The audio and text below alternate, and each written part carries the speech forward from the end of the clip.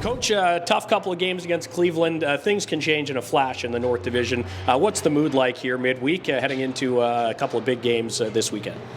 Obviously, guys aren't happy after the last two games. Those were 4 big points we left on the table against Cleveland, a team we're chasing. But at the end of the day, got to reset, turn the page, and 2 more huge games this weekend against Lehigh and Toronto. So there's 4 more points ahead of us that we need to grab.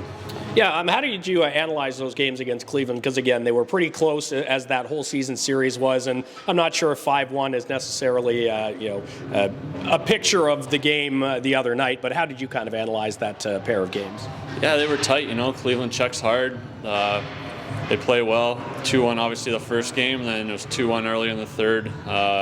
The last game there on Wednesday, we had numerous chances to score there and weren't able to capitalize and they get some late goals. So, like you said, the 5-1 score isn't indicative of how tight the game was for the most part. But yeah, find a way to regroup and get going here again tonight. Yeah, we talk about getting those chances. They've been coming for this team. They just haven't been going over the line. And that's, I guess, been a running theme at times this year. How do you try to generate more and finish more of those chances?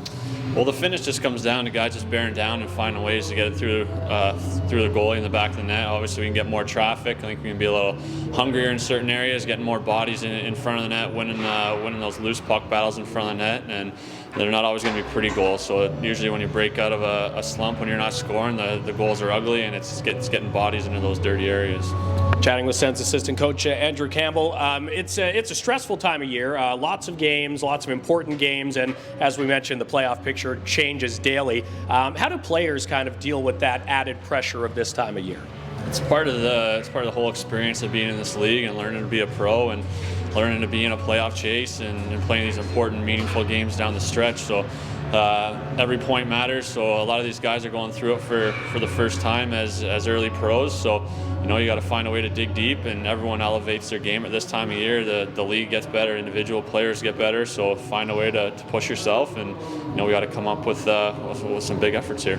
Yeah, what advice do you give to maybe a player like, Stephen Halliday was part of the playoff push last year, but first full season, or a guy like Jorian Donovan who's tasting this for the first time?